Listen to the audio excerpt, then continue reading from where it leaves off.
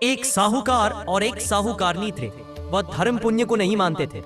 इसके कारण उनके कोई बच्चा नहीं था। एक दिन साहूकारनी पड़ोसी के घर गई।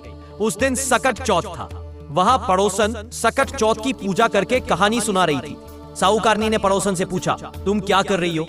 तब पड़ोसन बोली कि आज चौथ का व्रत है, इसलिए कहानी सुना रही हो। तब साहूकारनी बोली, चौथ के व्रत करने से क्या होता है?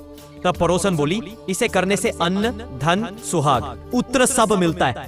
तब साहूकारनी ने कहा, यदि मेरा गर्भ रह जाए तो मैं 1.25 सेर तिलकुट करूंगी और चौथ का व्रत करूंगी।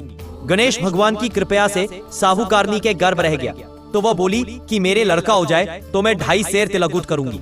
कुछ दिन बाद उसके लड़का हो गया, तो वह बोली कि हे चौथ भगवान, मेरे बेटे का विवाह हो जाएगा तो 5.25 सेर का तिलकुट करूंगी। कुछ वर्षों बाद उसके बेटे का विवाह तय हो गया और उसका बेटा विवाह करने चला गया, लेकिन उस साहूकारनी ने तिलकुट नहीं किया। इस कारण से चौथ देव क्रोधित हो गए और उन्होंने फेरों से उसके बेटे को उठाकर पीपल के पेड़ पर बैठा दिया। सभी वर को खोजने लगे पर वो नहीं मिला। हताश होकर सारे लोग अपने अपने घर को लौट गए। इधर जिस लड़की से साहूकारनी के लड़के का विवाह होने वाला था, वो अपनी सहेलियों के साथ गणगौर पूजने के लिए जंगल में दूब लेने गई। तभी रास्ते में पीपल के पेड़ से आवाज आई, ओ मेरी अर्धब्याही। ये बात सुनकर जब लड़की घर आई, उसके बाद वो धीरे धीरे सूखकर कांटा होने लगी। एक दिन लड़की की माँ ने कहा, मैं तुम्हें अच्छा खिलाती हूँ, अच्छा पहनाती हूँ, फिर भी तू सूखती जा रही है, ऐसा क्यों? तब लड़की अपनी माँ से बोली कि वो जब भी दूब लेने जंगल जाती है तो पीपल के पेड़ से एक आदमी बोलता है कि ओ मेरी अर्धब्याही। उसने मेहंदी लगा रखी है और सेहरा भी बांध रखा है। तब उसकी माँ ने पीपल के पेड़ के पास जाकर देखा, ये तो उसका जमाई है। तब उसकी माँ ने जमाई से कहा, यहाँ क्यों बैठे हैं? मेरी बेटी तो अर्धबेरी कर दी और अब क्या लोगे?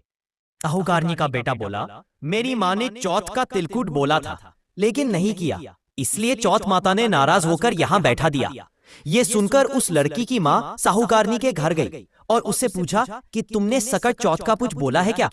तब साहूकारनी बोली, तिलकुट बोला था। उसके बाद साहूकारनी बोली, मेरा बेटा घर आ जाए तो 2.5 मन का तिलकुट करूंगी। इससे श्री गणेश भगवान प्रसन्न हो गए और उसके बेटे को फेरों में लाकर बैठा दिया।